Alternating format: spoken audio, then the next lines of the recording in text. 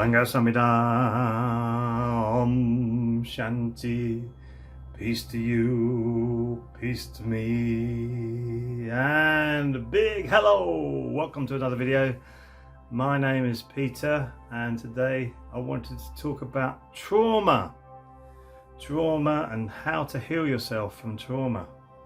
Now, this is a very big question because, as you know, when you're born, that's probably the most traumatic experience of your life. It obviously is from that time because you're in this lovely, safe, warm place in your mother's womb, and all of a sudden, boom! You're into this material madness. You're into this crazy world that we're born into. What do you feel? It's traumatic. And now, how we're born with the mothers lying on the back, it's all unnatural.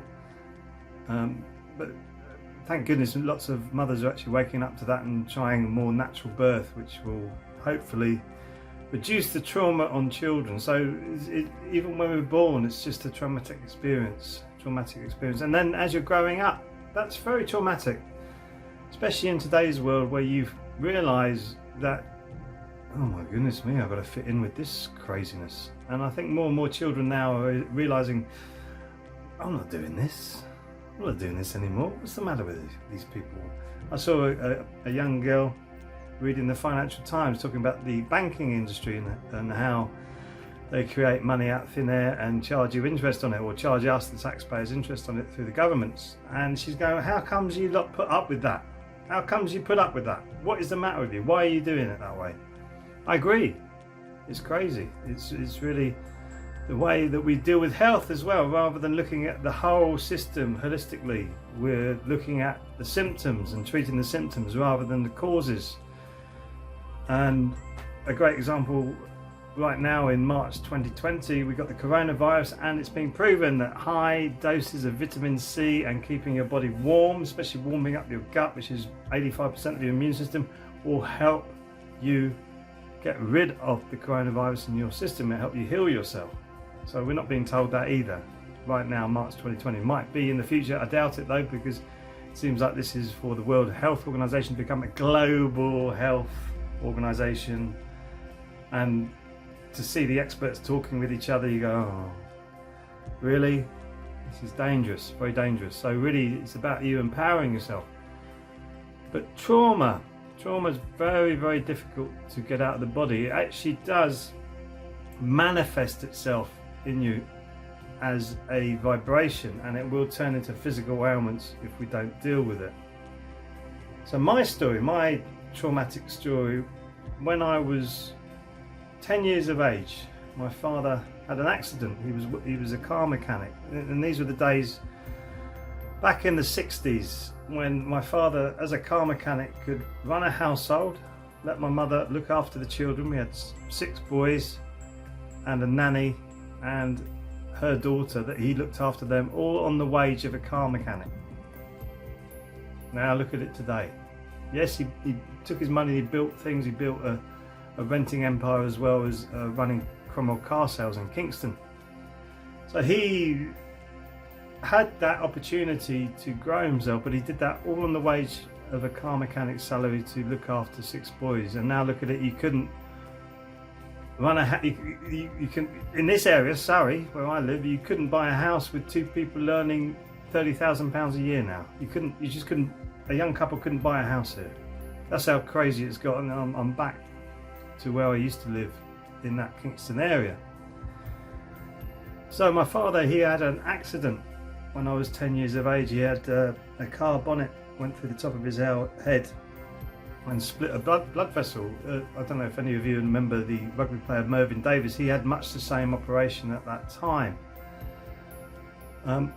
Mervyn Davies was up running about 6 months later. They'd messed up my father's operation. They'd left the blood vessel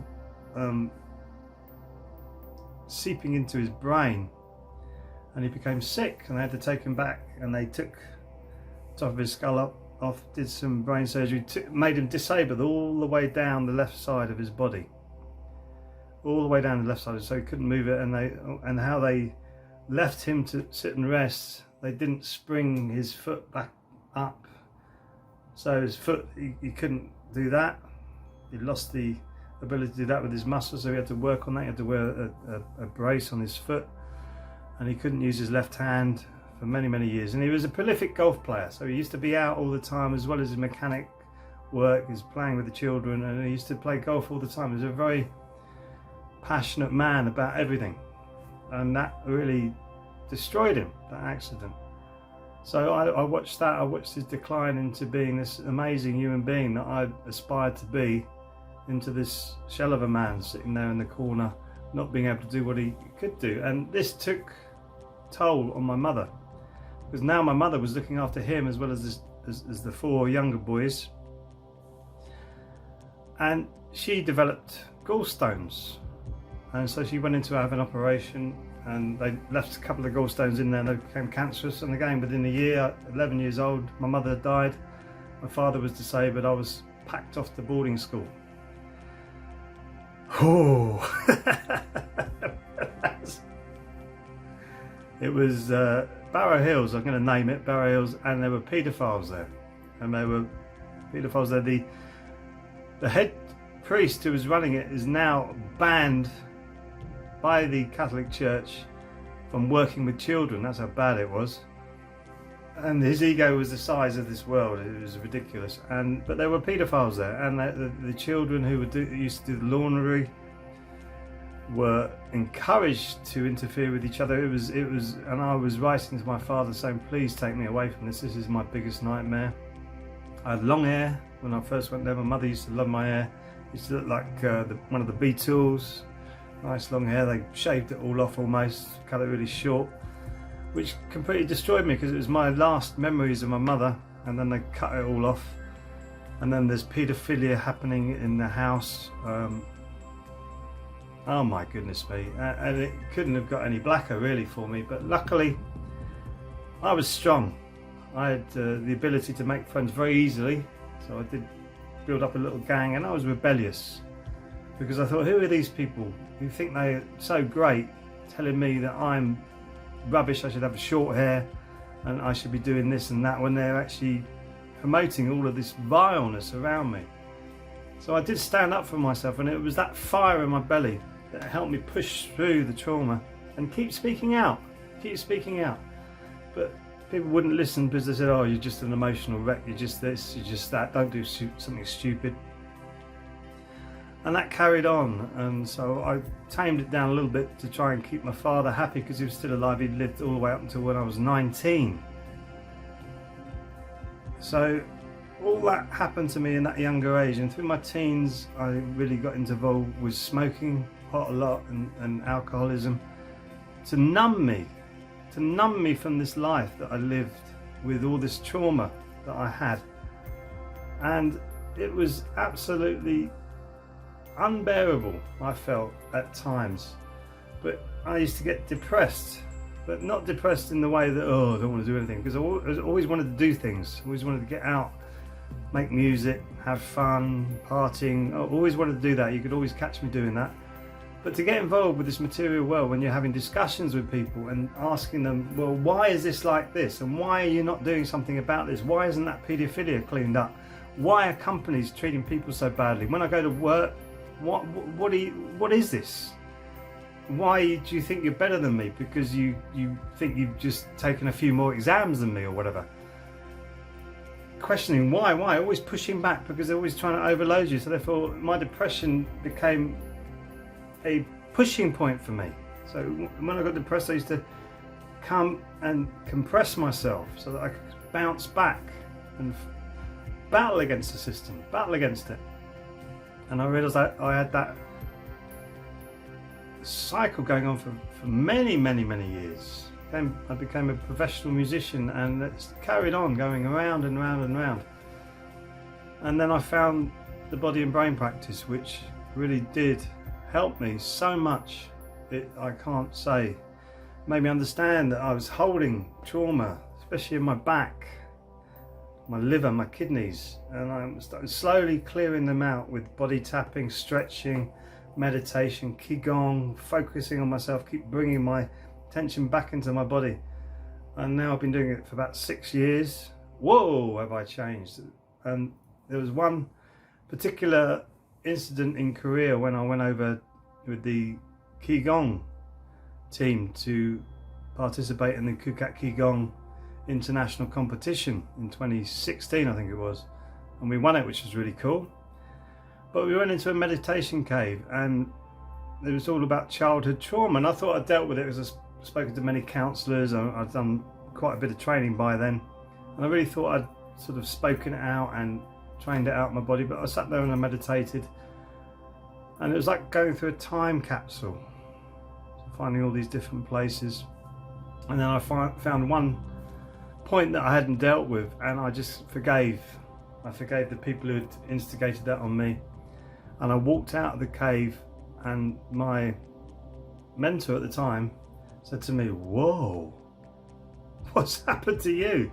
You look 10 years younger." I'd released it.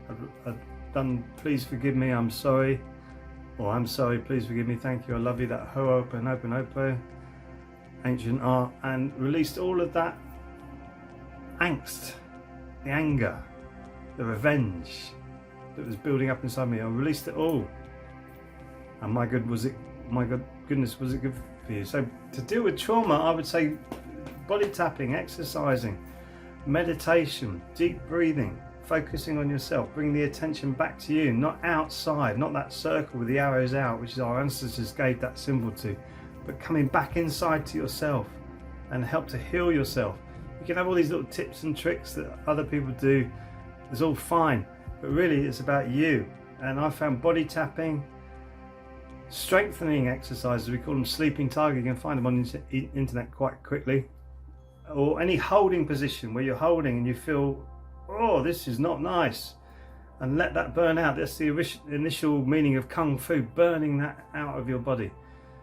So it's really amazing for trauma, help to cleanse yourself. This life really becoming apparent to me that it's a cleansing process. Cleanse the trauma away from you, out of you, so it doesn't keep bouncing back in your subconscious. You can actually live a life that's more in the present rather than allowing your subconscious to respond to things. So really, if you have suffered from trauma, I do really have empathy for you, and my compassion is I hope you can get over it, find a way.